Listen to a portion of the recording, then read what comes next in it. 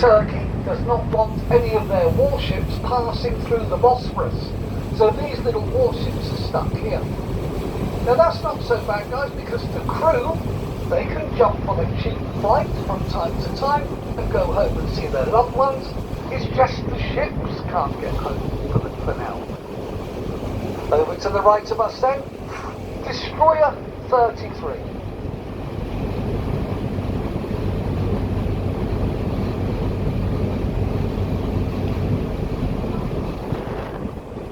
Now D-33 is number 2 of the Navy ship.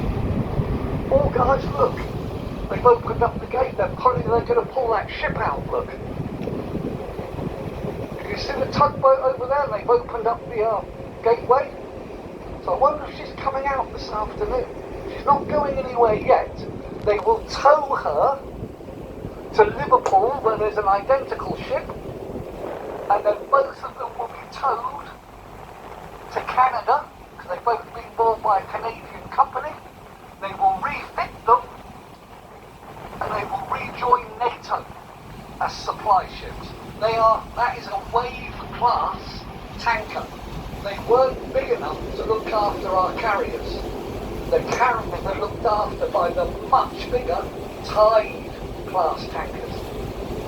I know there's a lot of people waiting to get photographs of this ship coming out. So just in front of us, D-32, warship Daring, number 1 of the Navy 6 destroyers. Now these Daring class Type 45 guided missile destroyers, it's all about that radar. It is a fantastic missile tracking system.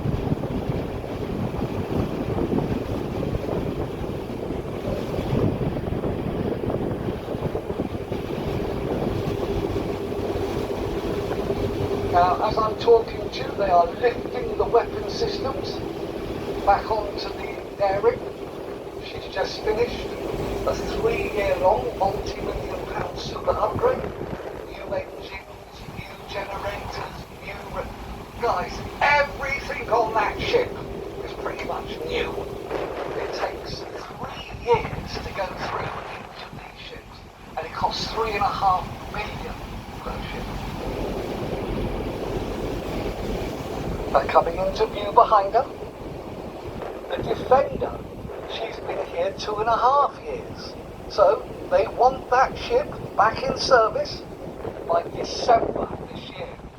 So they've still got time, they're on schedule to do it.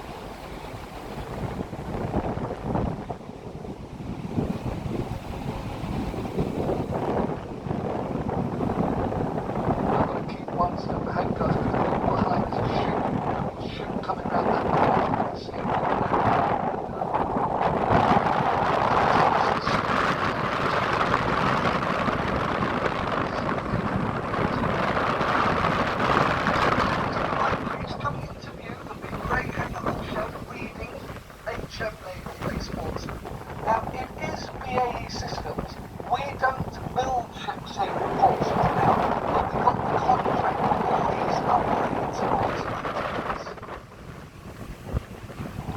We're just coming up to Warship 7, named after the River Severn.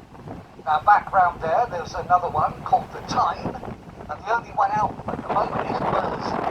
Notice they're all named after the rivers, simply because they are Batch 1 river class patrol vessels. To the second seaport, headquarters for the Royal Navy. This is the oldest of all the Royal Navy and it's built here on Whale Island. Yes, all of this land is a massive island. It's all of the mud and dirt the prisoners had dug out of Portsmouth. It was being carted right down the bottom of the harbour and dumped, and it just keeps coming back and back, and eventually it's leaving. Look all the way across the water to the right. Can you see a massive castle sat on the shore? Right next to that big grey hangar or shed, all just the castle. It started life in 285 AD. It was a Roman fort. Years later being used by Saxons. When the Normans found it, it was in a bit of a state. They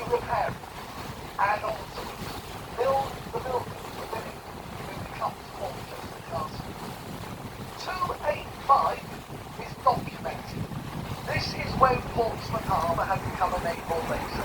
It was Roman ships defending the fortress.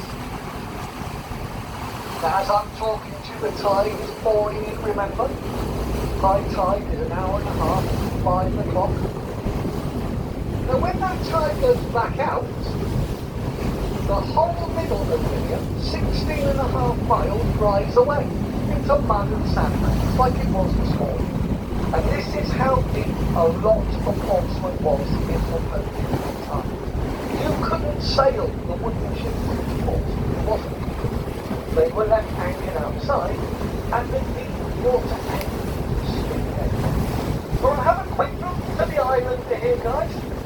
Now, she does take a few cars, and look, over the light weather there's some of the passengers. But generally, she takes mostly 80 passengers.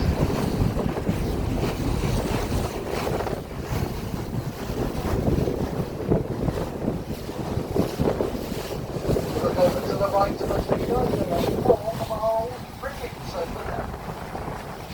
Cars take 23, so they were submarine companies. They started building up in the 80s up to the 90s for anti-submarine. Now, all of them have had their day. They've been taken out of service in the war. They have been stripped of everything that could be used elsewhere, and now sold to the scrapyard return. How much do you think the scrapyard is going to give you for one of those old ships? Have you got a figure in your mind? It does vary. Now, those notes too sold 18 months ago, 730,000. The bottom two sold weeks ago, just under a million.